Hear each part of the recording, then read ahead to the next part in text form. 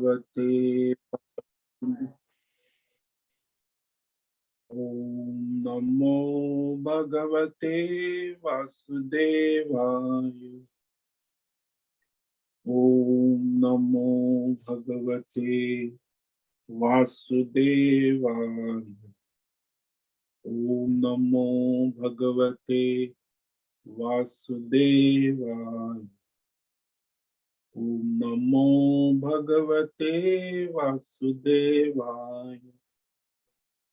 ओम नमो भगवते वासुदेवाय। ओम नमो भगवते वासुदेवाय। ओम नमो भगवते वासुदेवाय।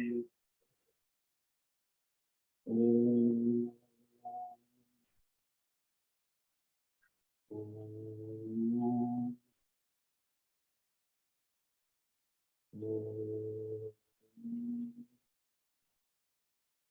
ओम श्री परमात्मने नमो नमः। ओम गं गणपतये नमो नमः। ओम सन सरस्वत्यै नमो नमः। ओम गुं गुरुभ्यो नमः। ओम सहनावतु सहनौ भुनक्तु सह वीर्यं करवावहै तेजस्विनावधीतमस्तु मा विद्विषावहै। ओम शांति शांति शांति। सदाशिवसमारंभां शंकराचार्यमध्यमाम् अस्मदाचार्यपर्यन्तां वन्दे गुरुपरम्पराम्। वन्दे गुरुपरम्पराम्। ओम पार्थाय प्रतिबोधितां भगवतां नारायणेन स्वयं व्यासेन ग्रथितां पुराणमुनि मध्ये महाभारतम् अद्वैतामृतवर्षिणीं भगवतीम् अष्टादशाध्यायिनीम् अम्ब त्वामनुसन्दधामि भगवद्गीते भवद्वेषिणि। वसुदेवसुतं देवं कंसचाणूरमर्दनं देवकी परमानन्दं कृष्णं वन्दे जगद्गुरुं। नमस्ते परमं ब्रह्म सच्चिदानन्दरूपाय निर्गुणाय नमस्तुभ्यं ओंकाराय नमो नमः। सर्वे दुर्गाणि तरन्तु सर्वे भद्राणि पश्यन्तु सर्वे सद्बुद्धिमाप्नोतु सर्वे सर्वत्र नंदतु सर्वे सर्वत्र नंदतु। ओम तत्सत। ओम ओम ओम। आप सभी ऑनलाइन जूम नेटवर्क पर उपस्थित भगवद गीता श्रवण साधकों को आज प्रातः का अभिवादन अभिनंदन अभिवंदन। हरि ओम हरि ओम हरि ओम।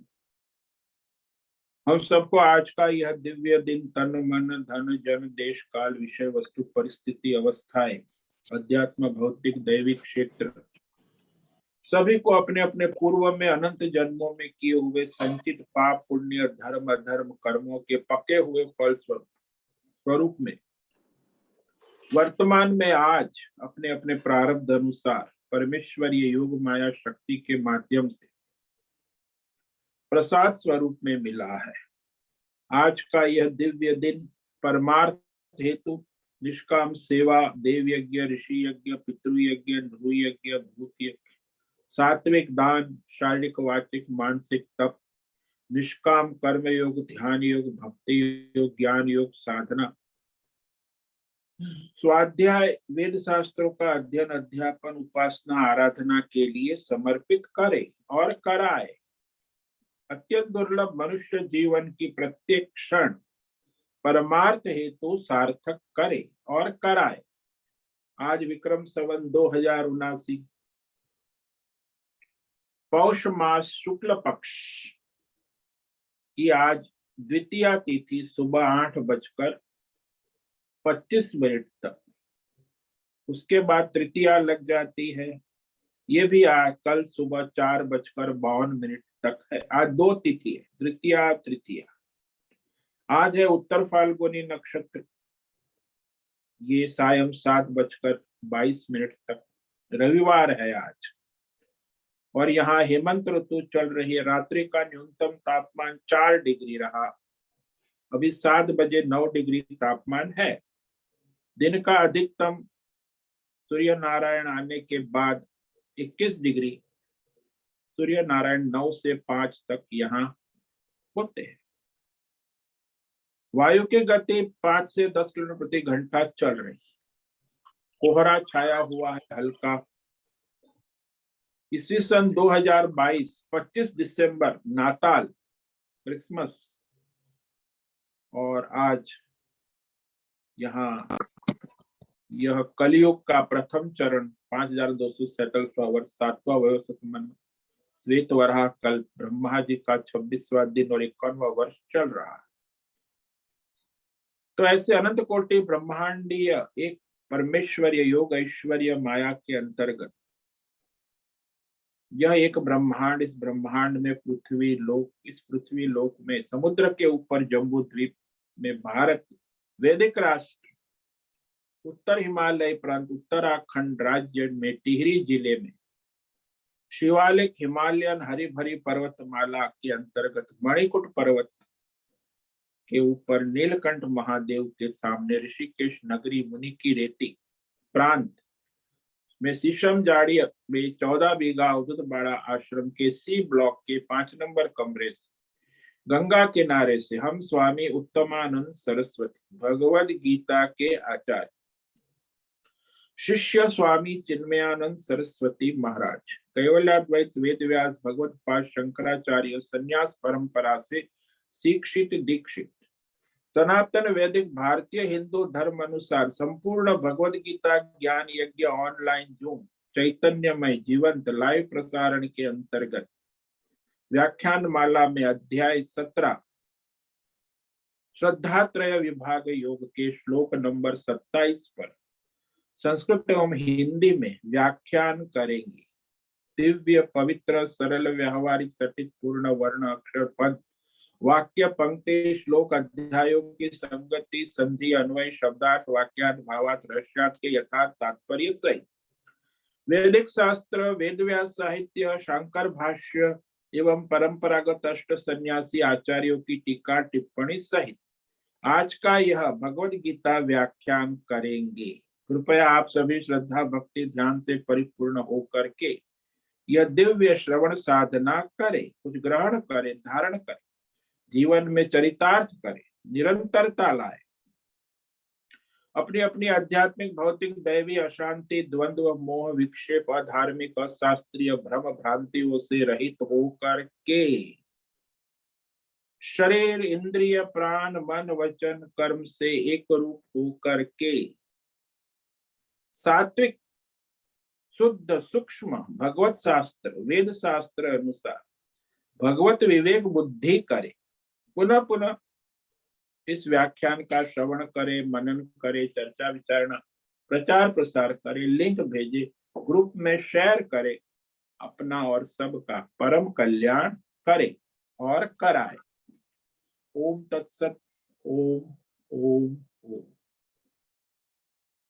तो कल हमने श्लोक नंबर 26 पर व्याख्यान किया था, जिसमें भगवान शत शब्द के रहस्य का निरूपण करते।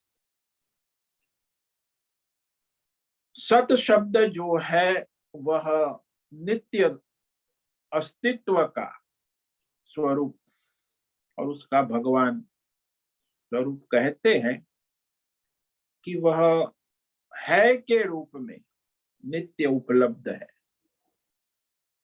अस्तित्व के रूप में परमात्मा की सत्ता, व्यावहारिक सत्ता सद्भावे साधु भावे च सदित्ये तत्प्रयुज्यते प्रशस्ते कर्मणि तथा षट शब्द पार्थ युज्यते। तो ये जो शत शब्द है उससे यह परमात्मा का सब है ऐसा भाव उत्पन्न होता। तो अज्ञान रूपी जो भौतिक आध्यात्मिक जगत हम देख रहे हैं उसमें सर्वत्र परमात्मा की उपलब्धि है, और इसीलिए यहाँ कहा कि सत इस प्रकार यह परमात्मा का ही नाम है, सत इति एतत्।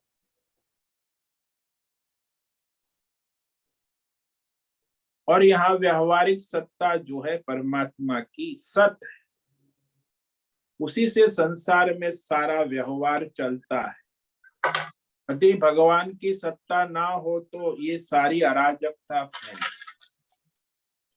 अध्यात्म क्षेत्र में, भौतिक क्षेत्र में, दैविक क्षेत्र में व्यवहारिक सत्ता परमात्मा की सत है।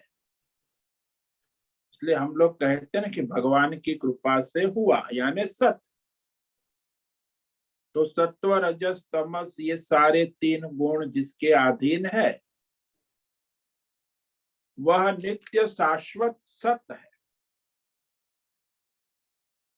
इसीलिए मनुष्य के कर्म तो बाहर से दिखते हैं, लेकिन उसके अंदर जो विवेक है, श्रद्धा है, सत भावे साधु भावे। अब हमारी भावना, भावना का मतलब होता है संकल्प, श्रद्धा।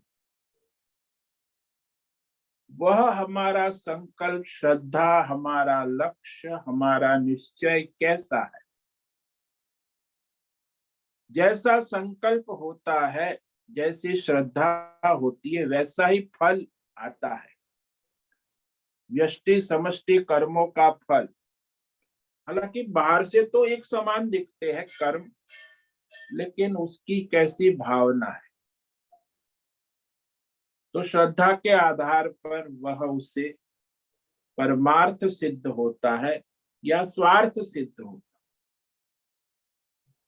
जैसे मंदिर में पुजारी तो बहुत है, तनख्वाह भी लेते हैं, पूजा करते हैं, दक्षिणा लेते हैं, अपनी गृहस्थी चलाते। लेकिन इतने पुजारियों में एक पुजारी इतना सिद्ध कैसे हो गया, जिसे हम रामकृष्ण परमहंस कहते हैं। दक्षिणेश्वर में 60 साल माता जी की सेवा पूजा की। तो उसकी भावना दैवी भावना, किसी की भौतिक भावना होती है, किसी की आध्यात्मिक है, दैवी है, पारमार्थिक। अब जैसी आपकी भावना है वैसे आपके कर्मों की गति होती है। सात्विक भावना से किए हुए का कर्म फल सात्विक होता है, राजसी भावना से किए हुए कर्म का फल राजसी होता है, तामसी भावना तो तामसी होता। परमार्थ की भावना से किया हुआ है तो परमार्थ। तो ये सद्भाव है, सत्य भाव, यानी परमार्थ की भावना, समर्पित परमात्मा की सत्ता का जिसने स्वीकार किया है, सद्भाव। और साधु भाव, तो साधु भाव के लिए सत शब्द का प्रयोग। सदरूप परमात्मा को इस जगत का अभिन्न निमित्त उपादान कारण कहा। इसलिए हमने अभी कल कहा था ना कि है के रूप में हमेशा नित्य, वह धर्म कर्म के रूप में भी है। तो फिर आप कहेंगे कि संसार में इतना अधर्म है, बुराई है, तो ये अधर्म बुराई सत्य नहीं है? बोले नहीं, वो तो असत है।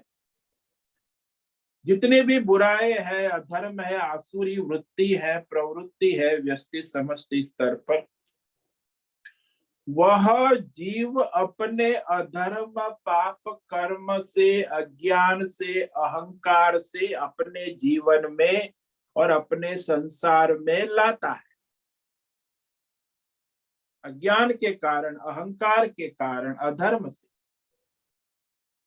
वास्तव में वह संसार सत ही है, लेकिन वह जीव वो स्वतंत्रता है ना, इसीलिए वो स्वतंत्रता का दुरुपयोग कर अपने अज्ञान और अहंकार से, जीव भाव से प्रेरित होकर ये सारी बुराई, अधर्म, पाप करता है।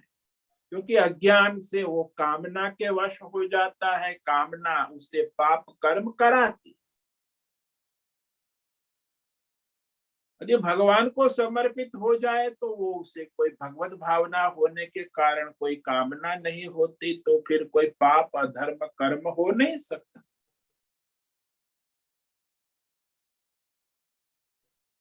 जैसे भगवान ने 7वें अध्याय में कहा, पुण्यो गंध पृथ्व्याम, ये पृथ्वी जो है वह तो सुगंध परमात्मा का ऐश्वर्य है, तो पृथ्वी में दुर्गंध कैसे आती है? बोले ये सब दूसरे तत्वों की मिलावट होने से, कूड़ा कचरा के पास से हम निकलते हैं तो बड़ी दुर्गंध आती। शौचालय में भी दुर्गंध आती है, क्योंकि आपका पेट खराब है। यदि आपका पेट शुद्ध है, स्वच्छ है, तो आपके शौचालय में भी सुगंध आएगी। तो यहाँ जो मिलावट है उसी के कारण ये दुर्गंध आती। पृथ्वी तो सुगंधी है, और दुर्गंध इस अधर्म पाप कर्मों के द्वारा हम लाते हैं। इसीलिए संसार में सर्वत्र सत है, लेकिन मनुष्य असत को लाता है। कैसे? अज्ञान से, अहंकार से, अपनी कामना वासनाओं से प्रेरित होकर वो अधर्म और पाप करता है, उसका फल भी भोगता है। वास्तव में ऐसा अज्ञान से ही होता है। असाधु भाव कहा ना, एक साधु भाव है जो ज्ञान है धर्म का, परमार्थ का, और एक असाधु भाव है। तो असाधु भाव जो है वो अज्ञान के कारण ही होता है। वास्तव में मनुष्य जन्म से ही परमात्मा का स्वरूप है, साधु है, लेकिन अज्ञान से कामना और वासनाओं का संग कर अपने जीवन को अधर्म के मार्ग पर ले जाता है, और फिर उसका फल भी भोगता है। स्वरूप से सब साधु है, सबका स्वरूप साधु भाव है। इसीलिए जो बच्चा होता है वो कितना सरल साधु, क्योंकि उसमें अभी वो अज्ञान, वो कामनाएं, वासनाएं प्रकट नहीं हुई। फिर वो युवा हो जाता है तो फिर असाधु बन जाता, माँ बाप की भी नहीं सुनता, तो भगवान की कहां से सुनेगा? तो वह अधर्म की ओर चला, क्योंकि अपनी वासना कामना से प्रेरित हो जाता है। तो अधर्म, अनाचार, दुराचार, ये सारा अज्ञान के कारण, ये परमात्मा का स्वरूप नहीं है, ये मोह माया से उत्पन्न हुआ अज्ञान का स्वरूप। अब ये वास्तव में सत शब्द के द्वारा ये भौतिक अध्यात्म दैवी जगत का आदि कारण तो वह परमात्मा ही है, सदा सर्वत्र सब में उपलब्ध है। फिर भी उसका अनुसंधान नहीं करते अज्ञान के कारण। लेकिन जब सत्पुरुष है, जो यहाँ कहा कि प्रशस्ते कर्मणि सत शब्द उच्यते,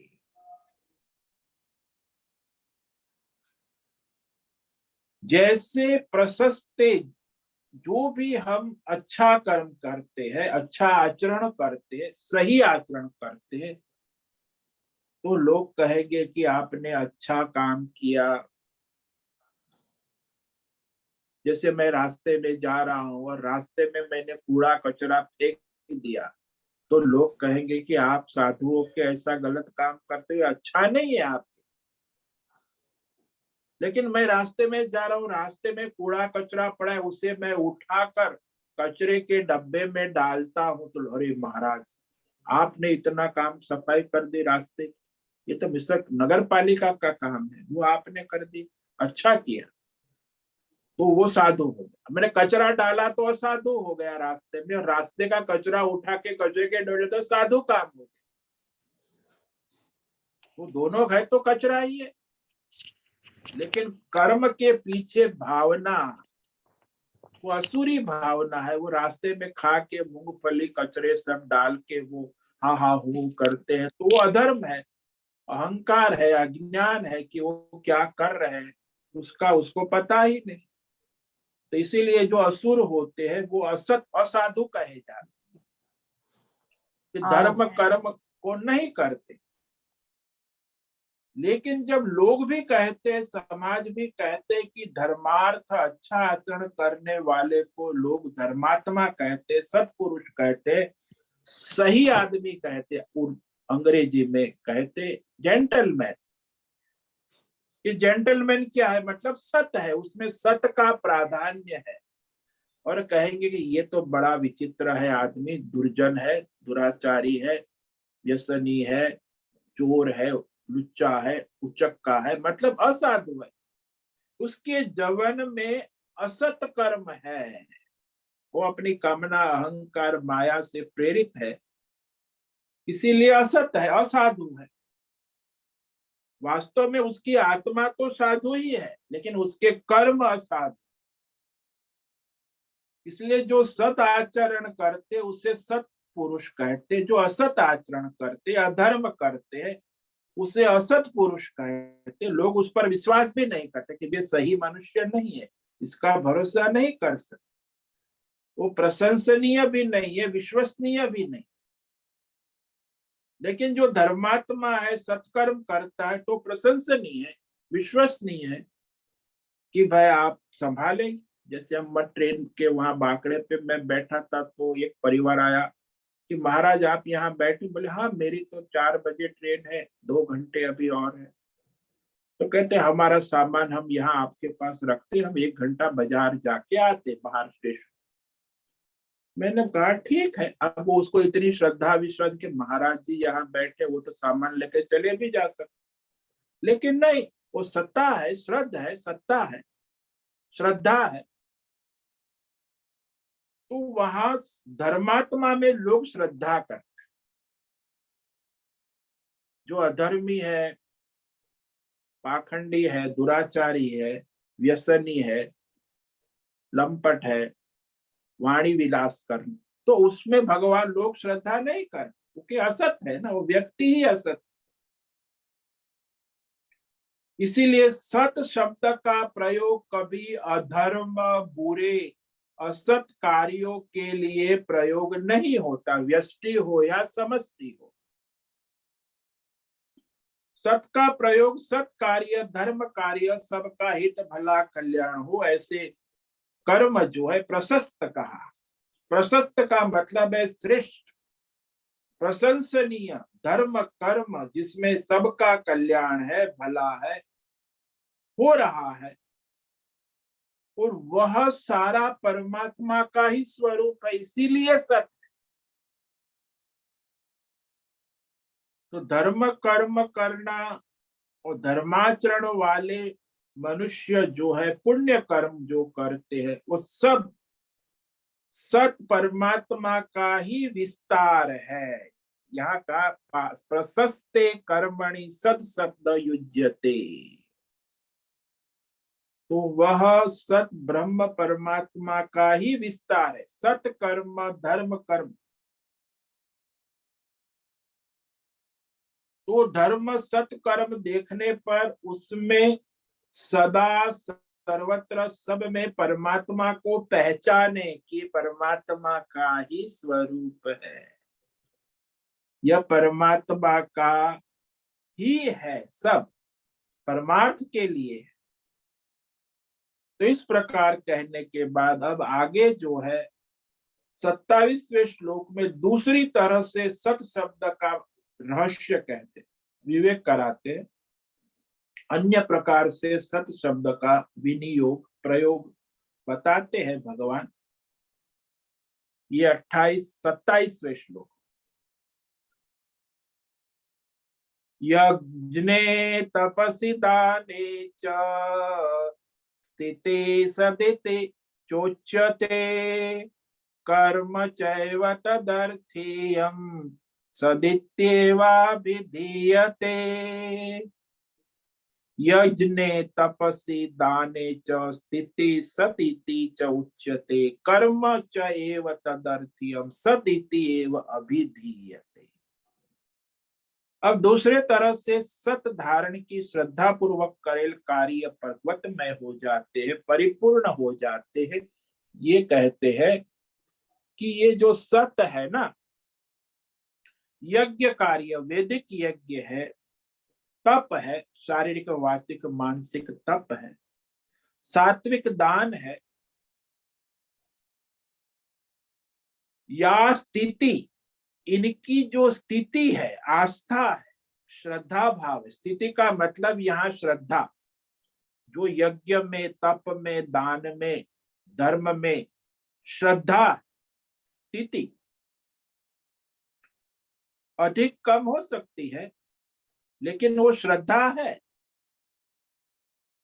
वह सत इस प्रकार कही जाती है। कोई भी कर्म, यज्ञ, तप, दान में श्रद्धा का महत्व ज्यादा है, उसी के अनुसार उसका परिणाम, फल भी उत्पन्न हो जाता है। तो ये कोई भी धार्मिक कार्य है, मनुष्य करता है, तो यज्ञ, तप, दान, उपासना, व्यष्टि, समष्टि, कोई भी कार्य,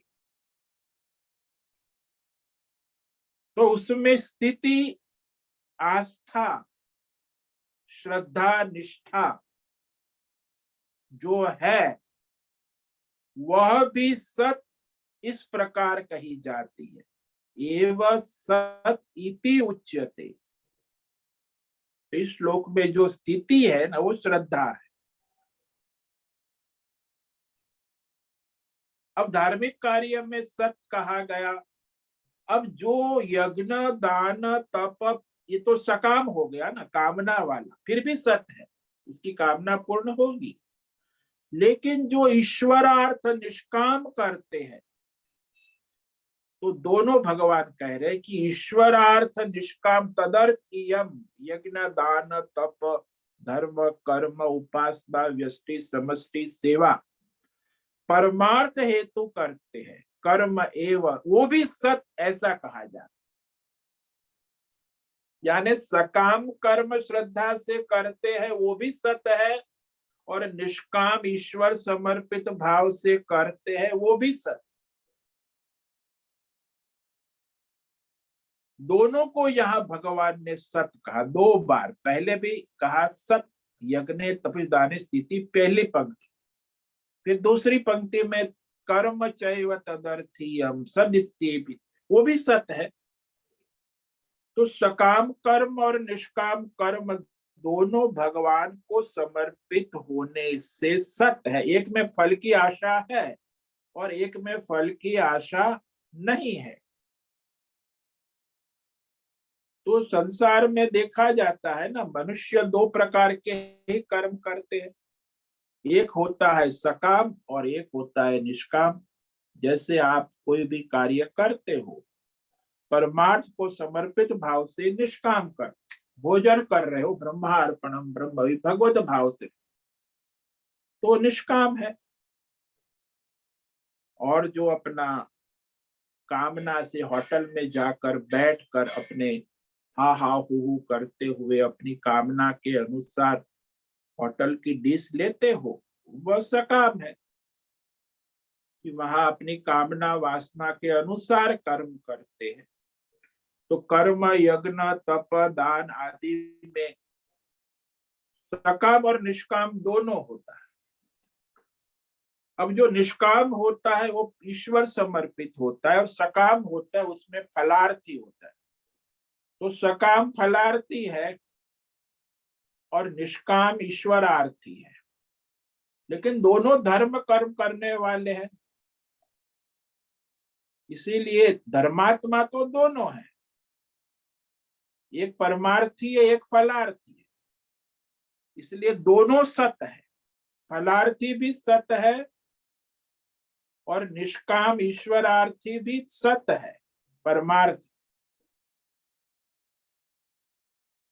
तो इसलिए कहा कि जिसमें मनुष्य श्रद्धा रखता है,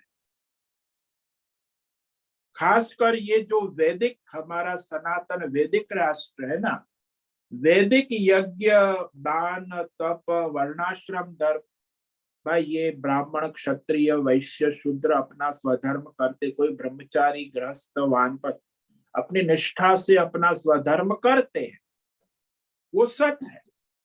ब्रह्मचारी पढ़ाई करता है, गृहस्थ अपना गृहस्थी जीवन, वानप्रस्थ अपनी तप करता है, सन्यासी अपने ज्ञान विनय योग करता है। तो वो जो ब्रह्मचारी गृहस्थ वह ब्राह्मण है वो अपना वेद पाठ करता है, क्षत्रिय है वो राज्य करता है, वैश्य व्यापार विनिमय करता है, शूद्र सेवा करता है। तो जो अपना स्वधर्म करता है, वर्णाश्रम धर्म निरंतर प्रवृत्ति सत है, वो जो बदलते रहते तो असत हो जाता है। वो ब्राह्मण होकर क्षत्रिय का कार्य करता है तो असत हो जाता है, गृहस्थ होकर सन्यासी का वेश धारण करता है तो असत हो जाता है।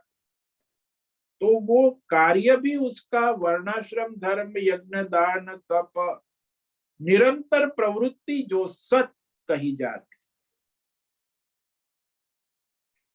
तो सकाम कर्म के लिए और निष्काम कर्म के लिए जो धर्म कर्म उपासना साधनाएं की जाती है वह सत ऐसा कहा गया।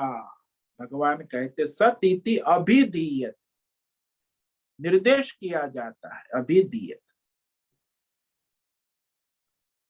तो यहाँ मनुष्य निरंतर कर्म तो करेगा ही जब तक उसको, चाहे परमार्थी हो चाहे फलार्थी हो। इसीलिए वैदिक यज्ञ कर्म में जो स्थिति होती है उसे कहते हैं कि कोई भी सत्कर्म में स्थित है।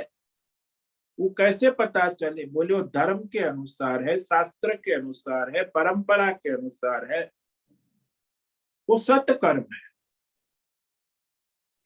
फिर वो दो प्रकार के उपासना करता है, तो वो मानसिक क्रिया है, शारीरिक क्रिया है।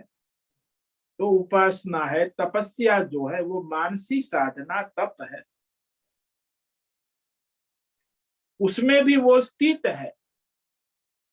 तो वैसी साधना करते हैं तो उसे भी अच्छा काम करते हैं, तो वह उसे सत कहते हैं कि ये सत है, ये साधु है। कोई दान करता है तो भी लोग कहते हैं कि ये सत्कर्म कर रहा है, धर्म कर्म कर रहा है। तो यज्ञ है, दान है, तप है, वर्णाश्रम धर्म है, ये सारे धार्मिक कर्म को देखकर और सदाचारी को देखकर जो सद्रूपता प्रतीत होती है ना, उसका कारण परमात्मा ही है। पर ये सही है, ऐसी जो हमें भावना उत्पन्न होती, सद्रूपता प्रतीत होती है ना कि भाई ये सदाचारी है, ये धर्मात्मा है, इन्होंने यज्ञ किए है, तप किया है, दान किया है, धार्मिक सत्कर्म को देखकर लोग कहते भी है। तो उसका कारण सद्रूपता जो प्रतीत हो रही है उसका कारण परमात्मा ही है। वह परमात्मा की है सत्यता, क्योंकि ये सब तदर्थीयम, एक तो सकाम है एक निष्काम है। जो परमार्थ के लिए किया जाता है वो निष्काम है। तो तदर्थीयम की आचार्य ने व्याख्या की है, यज्ञ दान तपो अर्थीयम, वैकल्पिक व्याख्यान है कि यज्ञ दान तप के लिए जो हम सामग्री संपादन करते हैं, भाई यज्ञ करना है तो उसकी सारी सामग्री इकट्ठा ब्राह्मण लोग करते हैं, फिर ब्राह्मण को निमंत्रण देना, फिर यज्ञ के लिए मुहूर्त निकालना, फिर यज्ञ प्रारंभ करना, फिर वो ब्राह्मण को निमंत्रण देकर बुलाना, ये सारा जो कार्य है यज्ञ संपादन के लिए, धार्मिक कार्य के लिए किए जाते, तो सारे के सारे परमार्थ है, धर्म कार्य। और सामग्री यज्ञ की सामग्री इकट्ठा करना भी धर्म कार्य, ब्राह्मण को आमंत्रित करना, मुहूर्त निकालना, स्थान को शुद्ध करना, वहां लोगों को आमंत्रित करना, और ये सारा जो है तदर्थीयम यज्ञ कार्य है ना, तो वो सब सत है। कितना भी आप निमंत्रण कार्ड भेजते हो वो भी सत है। तदर्थीयम कहा, यज्ञ दान तप, तो वह ईश्वरार्थीय किया जाता है। इसे भगवत अर्पण बुद्धि से भी होता है, और फल के लिए ज्यादातर आजकल जो यज्ञ हवन तब धार्मिक कार्य होते वो सकाम होते, निष्काम तो बहुत कम होते हैं। तदर्थीयम फलार्थीय होता है ज्यादा, लेकिन उन दोनों को भगवान ने यहाँ लिया है, सकाम हो या निष्काम हो। सकाम भी सत्य है और निष्काम भी सत्य है, उसे सत्य ही कहते। और परमार्थ के लिए जो किया गया कर्म उपासना है वो सब सत्य कहा जाता है। और शास्त्र के अनुसार, वैदिक धर्म के अनुसार, कुल परंपरा के अनुसार यज्ञ दान तप कर्म अपनी मनोकामनाएं पूर्ण करने के फल के लिए की जाती है, वह भी सत्य है। क्योंकि वो कर्मों का फल देने वाला परमेश्वर ही है, इसीलिए वह कर्म परमेश्वर को ही समर्पित होता, क्योंकि वो कर्म परमेश्वर की प्रेरणा से हो रहा है और उसका फल भी परमेश्वर देता है ना। सकाम कर्म वाले को फल कौन देगा? परमेश्वर ही देगा। तो सकाम कर्मी है वो सकाम यज्ञ दान तप करेगा, और निष्काम है, मुमुक्षु है, उसके जीवन की एकमात्र इच्छा मोक्ष है, तो निष्काम यज्ञ दान तप अपना स्वधर्म कर्तव्य ईश्वरार्थ करता है, वो भी सत्य है। केवल परमात्मा को ही चाहता है और परमात्मा से कुछ फल नहीं चाहता, परमात्मा को चाहता। तो जो सकाम वाले हैं वो कर्म करते हैं, धर्म कर्म उपासना यज्ञ दान तप, लेकिन वो फल चाहते। तो जो लोग सकाम फलों को चाहते हैं वह परमात्मा को नहीं चाहते, फिर भी परमात्मा उन्हें फल देते हैं कर्मों के अनुसार। लेकिन जो परमात्मा को चाहते हैं तो परमात्मा अपना स्वरूप दर्शन उन्हें अर्पण कर देते, अपना ही स्वरूप, तो उसे परमात्मा की प्राप्ति होती है। और जो फलार्थी है उसे अपना मनोकामनाएं पूर्ण होती है। तो दोनों कर्म परमात्मा के लिए है।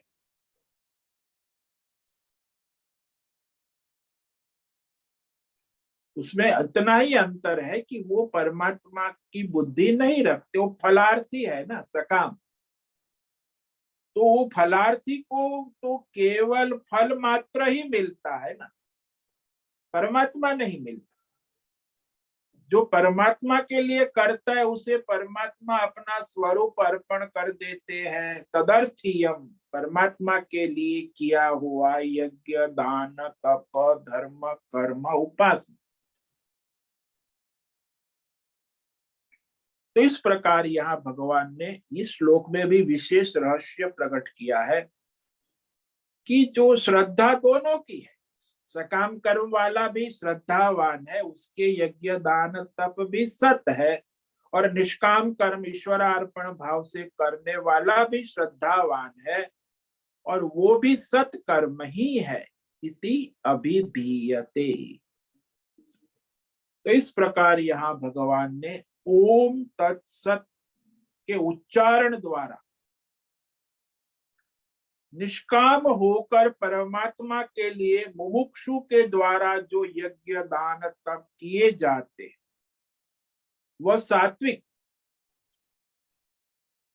यानी सात्विक होते, किसी कारण सात्विक ना हो तो भी वह राजसी और तामसी भी होकर भी वो शुद्धि का कारण बन जाते हैं।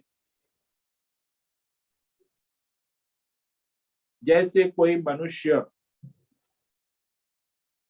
निष्काम भाव से कर्म कर रहा है और उससे कोई गलतियां हो जाती है, तो भी वह उसकी अंतःकरण शुद्धि का साधन बन जाता है, क्योंकि वो परमार्थ हेतु है ना। जैसे वो शबरी थी, वो अपने मीठे बोर को खाकर चख कर भगवान को देती थी, भगवान उसके झूठे बैर खा रहे हैं, फिर भी वो सात्विक हो जाता है। हालांकि झूठे बैर तो सात्विक नहीं, तामसी कहे जाते, लेकिन भगवान के भाव से भगवान को अर्पण कर रही, तो वह उसमें कमी है, उसकी श्रद्धा है, भक्ति है, लेकिन वो जो कर्म क्रिया कर रही है, क्रिया के स्तर पे वो अशुद्धि है, अधर्म है, फिर भी वो शुद्ध है। शबरी अपने झूठे बैर भगवान राम को खिला, जो भगवान प्रेम से स्वीकार भी करते, तो वह उसकी साधना बन जाती है। इसीलिए परमार्थ कार्य हो, धर्म कार्य हो, उसमें विगुण हो गया, यानी कोई कमियां हो गई, खामी हो गई, गलतियां हो गई, विधि में भी कोई कमियां रह गई, तो सारी कमियां विगुणता परमात्मा दूर कर देते हैं, क्योंकि वो भगवतमय हो जाती, क्योंकि परमात्मा में संपूर्ण श्रद्धा रखकर परमात्मा के लिए यज्ञ दान तप धर्म कर्म अर्चना की जाती, तो परमेश्वर में पूर्ण श्रद्धा जो है, वो श्रद्धा ही उसके सभी कर्मों में पूर्णता लाती। श्रद्धा की पूर्णता अपने आप हो जाती। इसीलिए इस अध्याय के प्रारंभ में ही अर्जुन ने भगवान से प्रश्न पूछा था कि जो लोग वेद शास्त्र को नहीं पढ़ते हैं, नहीं जानते हैं, धर्म कर्म की विधि विधान नहीं, फिर भी श्रद्धा का होकर यज्ञ दान तप धर्म कर्म करते,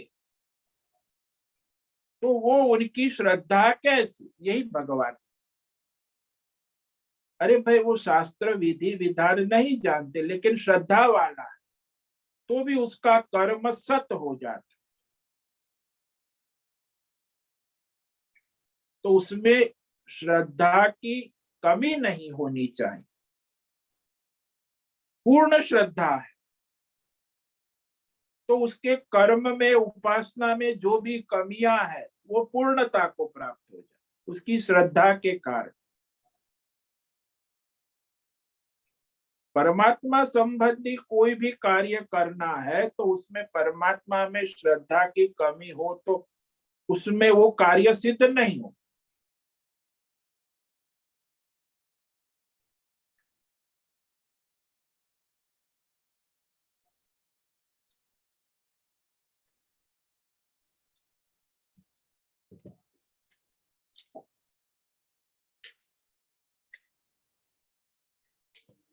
तो इस प्रकार यहाँ कोई भी कार्य जो है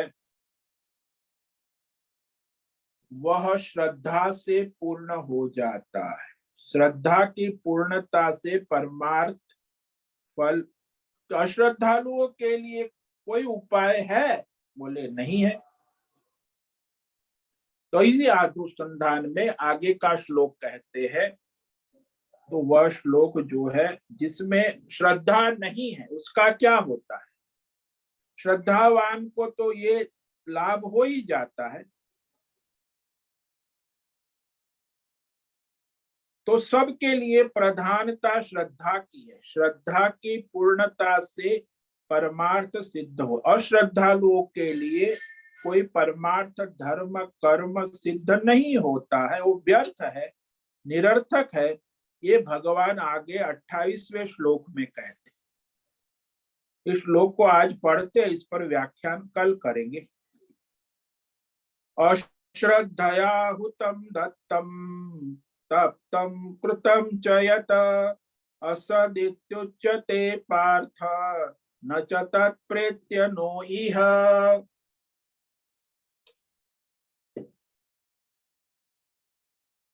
अश्रद्धा से किया हुआ कोई भी धार्मिक कार्य, यज्ञ, दान, तप, उपासना, वह असत कहा जाता है। असत, उसका न कोई वर्तमान है न भविष्य है, यानी कोई लाभ नहीं है, वो व्यर्थ है, निरर्थक है, ऐसा इस श्लोक में भगवान कहते हैं। क्यों, इस पर हम कल व्याख्यान करेंगे। तो आज सद के बारे में भगवान ने दूसरी एक व्याख्या की है, 27वां श्लोक, उसे संक्षेप में कह देते हैं। यजने तपसि दाने च स्थिते सदिते चोच्यते कर्म चैव तदर्थीयं सदित्येवाभिधीयते। यज्ञ, दान, तप, धार्मिक कार्य श्रद्धा भाव से, सकाम फल की इच्छा से भी यदि किया जाता है तो श्रद्धा पूर्वक किया हुआ वह धार्मिक कार्य सत है। और तदर्थीयम, परमार्थ को निष्काम भाव से किया, यज्ञ, दान, तप, धार्मिक कार्य, वह भी सत ऐसा कहा जाता है, निश्चय पूर्वक वह सत ही है। ओम नमो नारायणाय, ओम नमो नारायणाय, ओम नमो नारायणाय, ओम नमो नारायणाय, ओम नमो नारायणाय।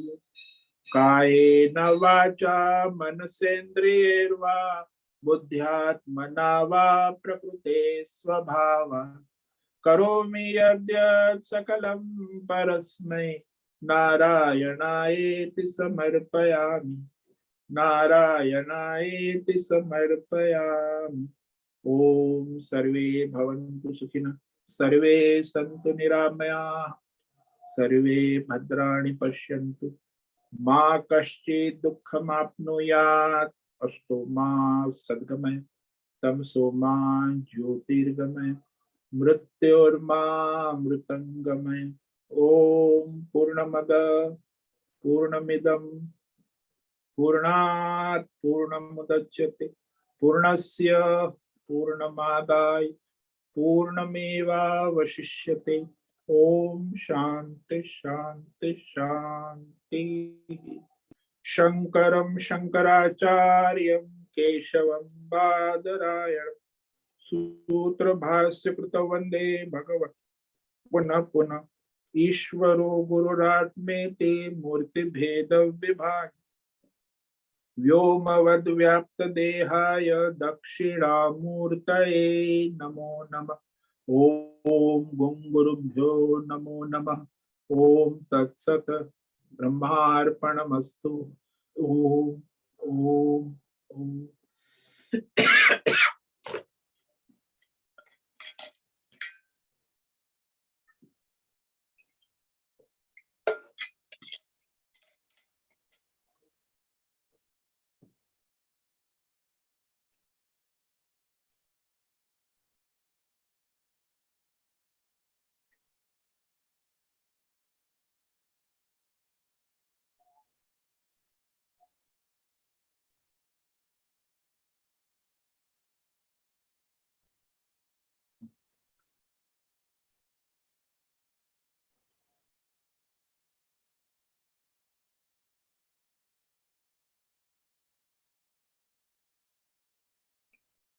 तो अब ये अध्याय जो है 2-3 दिन में समाप्त हो रहा है। अगला अध्याय जो है मोक्ष संन्यास योग, 18वां अध्याय, वो 28 तारीख के बाद प्रारंभ होगा। तो आप उसका प्रचार प्रसार करें, जो मुमुक्षु है, साधक है, ग्रुप रूप में शेयर करें, तो प्रचार प्रसार करें। और आप तो लाभ ले रहे, दूसरों को भी लाभ लेवावे। तो ये जो है ज्ञान यज्ञ का 18वां अध्याय मोक्ष संन्यास बहुत ही महत्व का। जिसने पूरी गीता नहीं सुनी है उनको भी ये 18वां अध्याय संपूर्ण गीता का सार है, संपूर्ण वेदों का सार है। जिसने वेद नहीं पढ़े, गीता नहीं पढ़ी, उसके लिए 18वां अध्याय तो केवल 18वां अध्याय सुनने श्रवण करने से भी उनको चारों वेदों का ज्ञान हो जाता। संपूर्ण गीता का ज्ञान उसमें सार रूप में भगवान ने कहा है। इसलिए 18वां अध्याय मोक्ष संन्यास योग बहुत ही सरल और भगवान का दिव्य संदेश। गागर में वो कहते हैं ना, गागर में सागर, भगवान ने पूरा सागर जो है गागर में भर दिया। ये गागर है मोक्ष संन्यास योग 18वां अध्याय। तो उसका लाभ ले और लेवावे। तो इस तरह ये 18वां अध्याय 2-3 दिन के 28 के बाद प्रारंभ होगा। अभी किसी को कोई प्रश्न है तो पूछ सकते।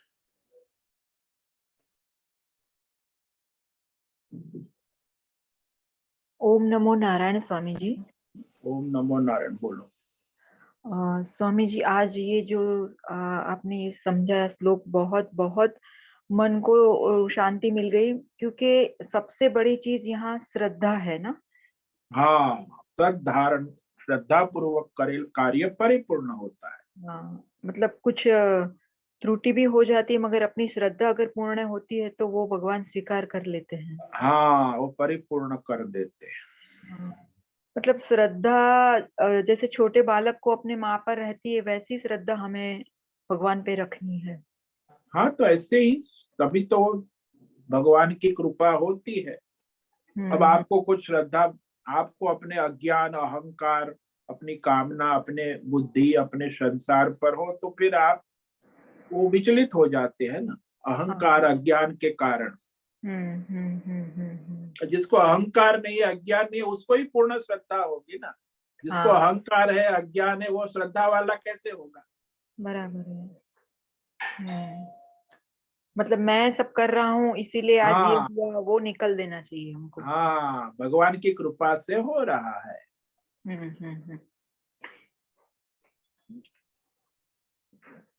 हाँ, धन्यवाद। ओम नमो नारायण स्वामी जी। ओम नमो नारायण।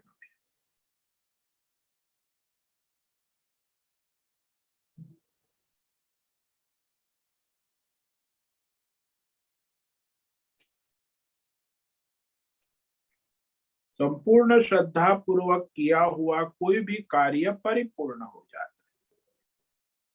अभी श्रद्धा की कमी है तो अश्रद्धा से, उस पर कल भगवान कहेंगे, तो उस पर हम कल व्याख्यान करेंगे। अश्रद्धा से बचो। श्रद्धा रहित किया हुआ कोई भी धर्म कार्य अपूर्ण ही होता है। धार्मिक कार्य भी अश्रद्धा से किया हुआ अपूर्ण ही है। और इसीलिए अश्रद्धा के लिए यज्ञ, दान, कर्म तो वो इस लोक में, वर्तमान में, भविष्य के लिए और मृत्यु के बाद भी निष्फल और असत है। वो भगवान आगे के श्लोक में कहने जा रहे हैं। तो अश्रद्धालु के यज्ञ, दान, धर्म, कर्म सारे व्यर्थ और निरर्थक हो जाते हैं। जैसे वो हवा में लट्ठी चलाता है, जैसे वो मनुष्य पत्थर में अंकुर उत्पन्न करने की कोशिश करता है, व्यर्थ है।